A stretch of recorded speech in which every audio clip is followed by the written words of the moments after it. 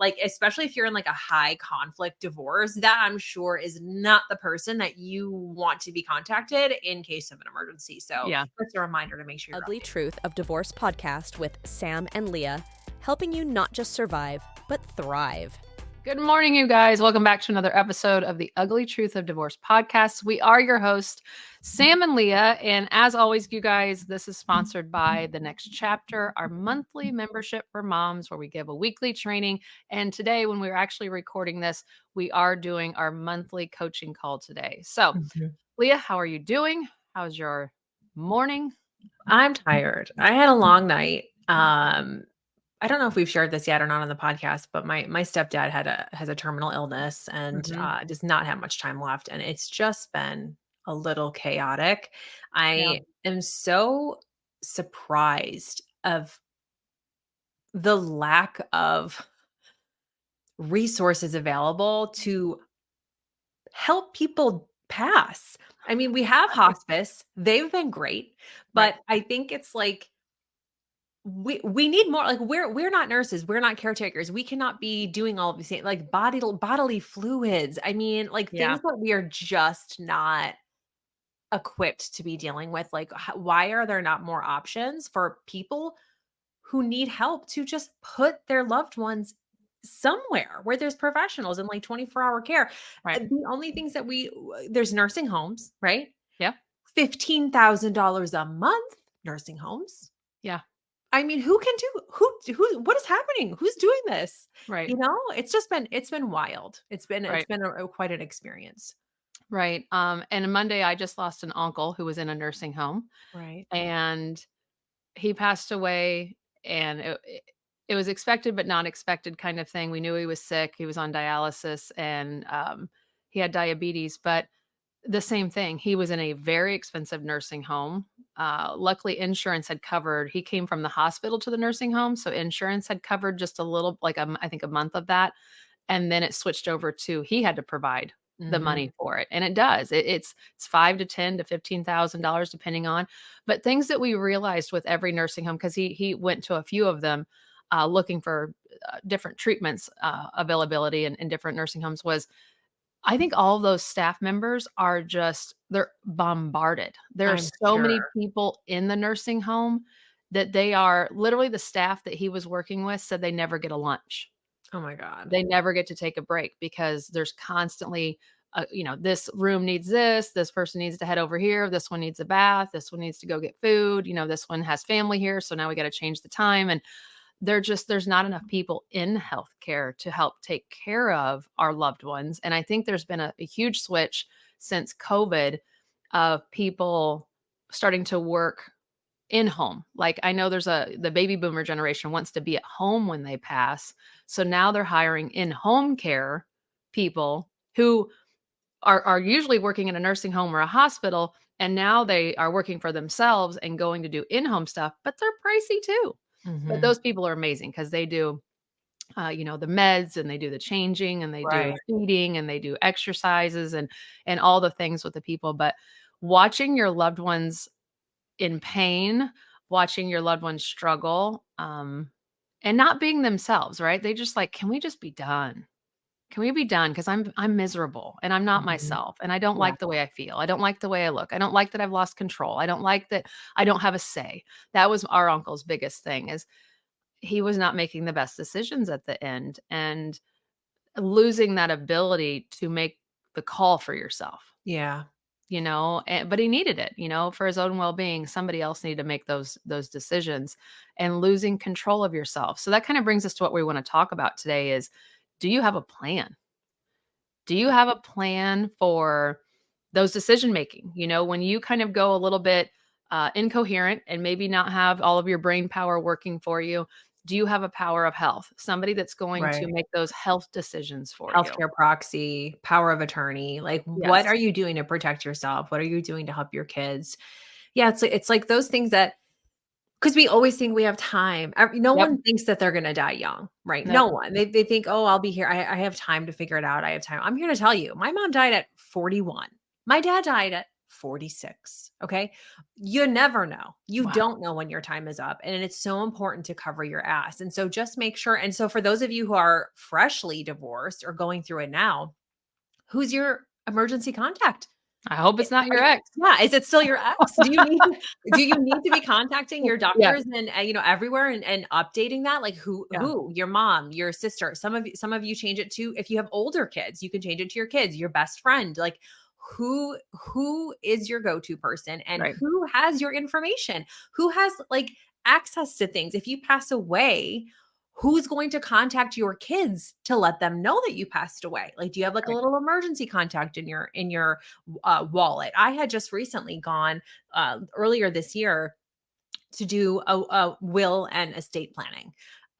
So I'm almost 42 years old. This is the first time I've ever done anything like that, but I Yeah. just knew like I should just be covering my ass, because if something happens to me, Yep. who's gonna tell my kid? What if she's in school and like I get hit by a car? Who the Yeah. like, you need a plan in place. And so this is just kind of a reminder of like, hey, life happens. What can you do to make sure that everybody is protected and everyone has the information that they need? Right, because when our uncle passed on Monday, and today's Wednesday, guys, and it was like this instantaneous. We were caught off guard and we were grieving, but then there was all these like, okay, we got to pay his bills, we got to send in life insurance. It was like all these Right. things that he had not done. Love him, but he did not plan ahead.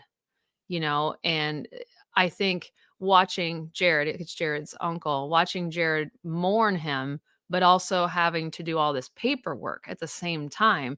And I think we all just have to think about that.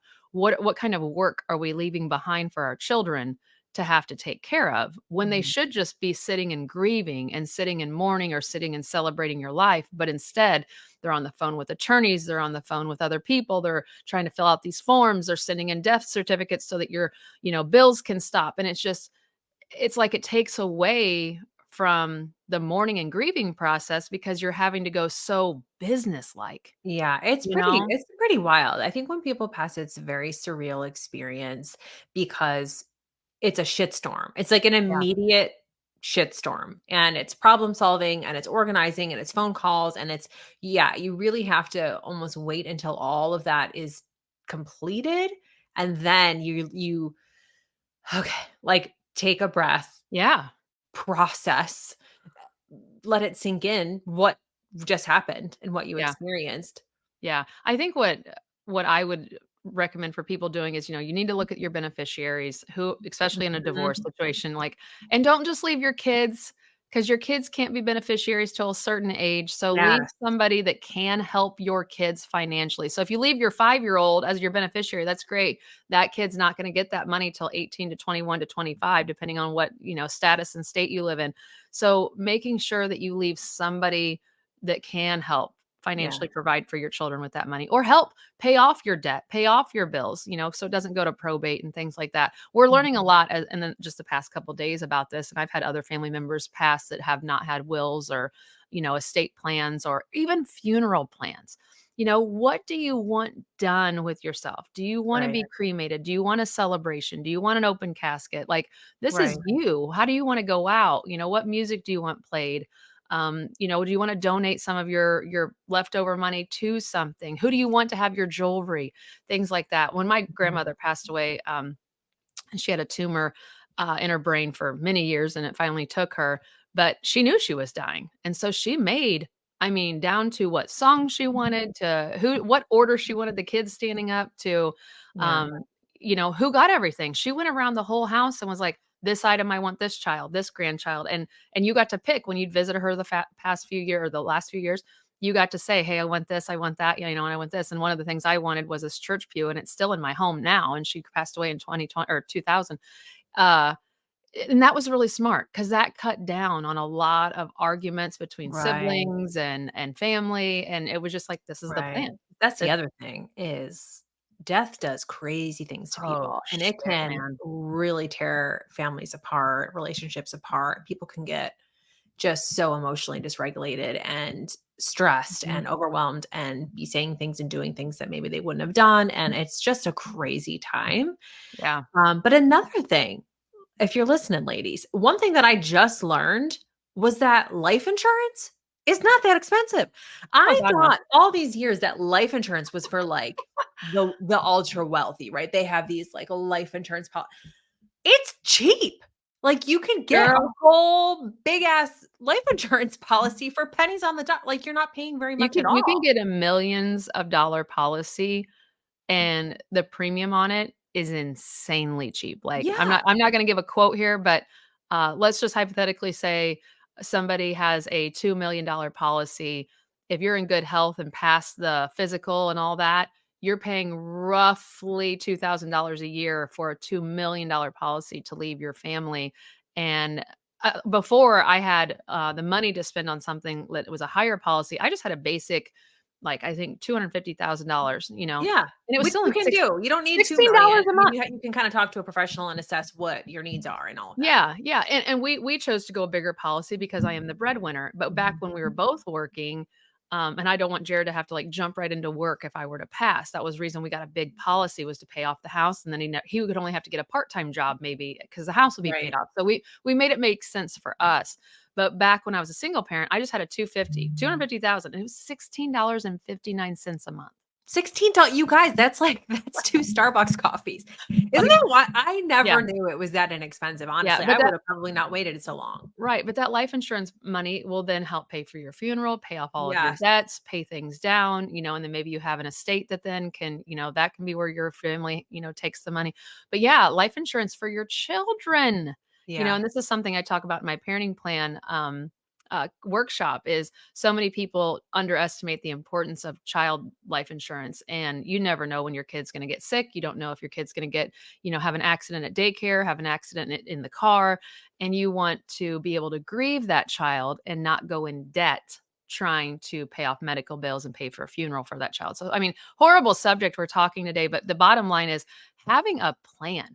Yeah. Like don't sit on it and be like, yeah, I need to call and get that will done. Like that's something that we had done when we were in a different state, and now that we're in Alabama, you have to update it because you're in a different state now. So that's something we still have to do now that we're here, and we can't sit on it. And I think having this passing this week, it's really reminded us of like, get this done so that our children don't go through this pain that we're going through now of like having to stop the grieving process to hurry up and fill out the paperwork and do all that. And it should just be done, because now we're guessing like, what did he want?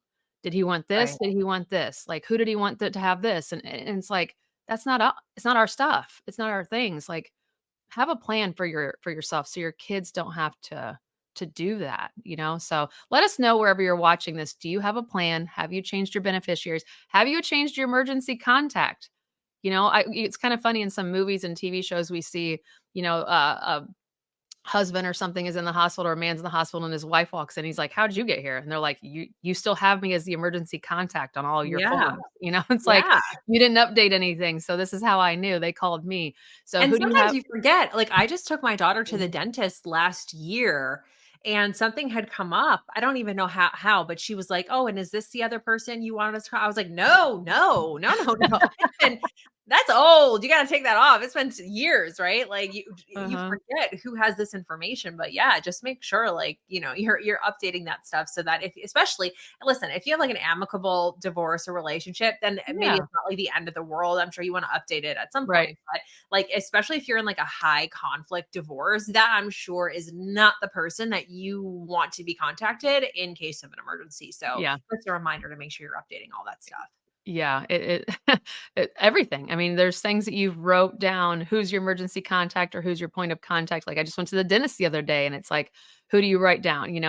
You have wrote that down more places than you probably can remember. So you really just need to maybe do an overhaul of like, Yeah. okay, all the places I go to get services, I need to contact them and change Yeah. that, or next time that you go in making that appointment. And that could be honestly an emotional experience too, because I know I'm not the only one that really didn't have family. I moved around a lot. So I Yeah. wasn't always near family. Both of my parents were passed. So when I was not married, I'm like, who the fuck am I supposed to write down? Like who I almost Yeah. felt bad choosing someone because I felt guilty for like putting that responsibility on them. Like I Yeah. just feel like this is not like okay, I can put my best friend down, but like that's not her job. Like I almost feel bad Right. doing it, Right. You have to like Right. figure out, you have to like have conversations with people and go, "Hey, listen, like do you feel comfortable with me, like, using you as my emergency contact? Is that okay? Or, like, my healthcare proxy even? Is that something that I can Yeah. it's just a strange thing. It's like a heavy Right. topic that sometimes it's hard to address, and, it's And such pick a and picking, yeah, you gotta pick the right person, you yeah, can't just put down your mom as your healthcare proxy. If you gotta think that through. Do you want your mom being the person that makes the decision for you?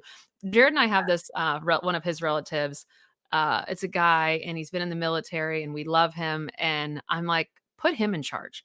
He's mm, been in war. If he right, knows strategy and he knows non-emotional decision making, he's the right, best person to put as that job because right, he's gonna look at statistics, data, analyze it. He's not gonna be like he's not leading with his heart, which is what I would want for right, me at right. the end. I don't You want an want them to emotional do what person. you want, not what they Yes. want. Yes, like, he's a rule follower, and he will be like, "No, this is the." So, we are both, like, fighting over who gets to put him down. I'm like, "Let's just both put him down." He's not even my relative, but I love his brain, and I love how he thinks. Yeah, So, we were both and, like, he's smart to be in charge of the finances too because he's just gonna get stuff done. So, he's a yeah. great guy, and but it's thinking of stuff like that. I don't wanna Right, leave my who's mom responsible, who's in charge of reliable, that. who's Yeah, not gonna be just overly emotional and irrational and making choices, right. right? It's like you have to really think about that, Yeah, and let so me lay there for longer. There's a certain time that I don't wanna be there anymore, yeah. and he knows that, but having to ask him was a thing. It was like, "Hey, can we put you in charge of this?" And he was, like, honored. He was like, "Absolutely." Yeah, But you have to think those things through and get it wrote down, and I think the last thing we probably should cover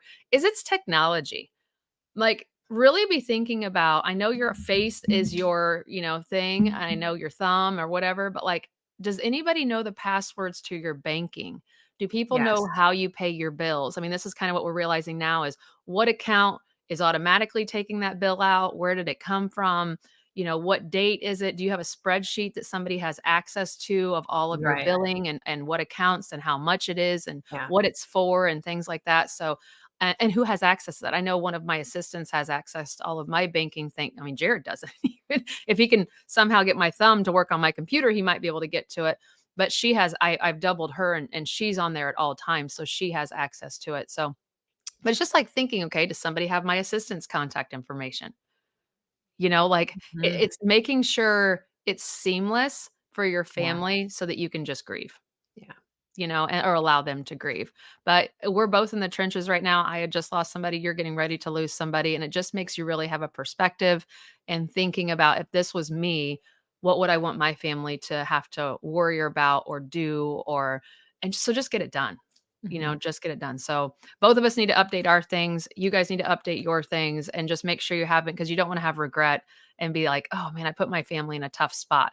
And especially your kids, so be thinking about them. So, kind of a heavy subject today, but it's a much needed. We always talk about the things that most people won't talk about, and that's why you guys follow and join and subscribe. So, share this with a friend that you feel like maybe needs a little kick in the ass on changing the beneficiaries. You know who I'm talking about. It's probably that person that really isn't excited that they're getting divorced. They probably wanted to stay married and they're just like dragging their feet on reality that you need to send this to them. All right. So, we'll see you guys next week. Bye, everybody.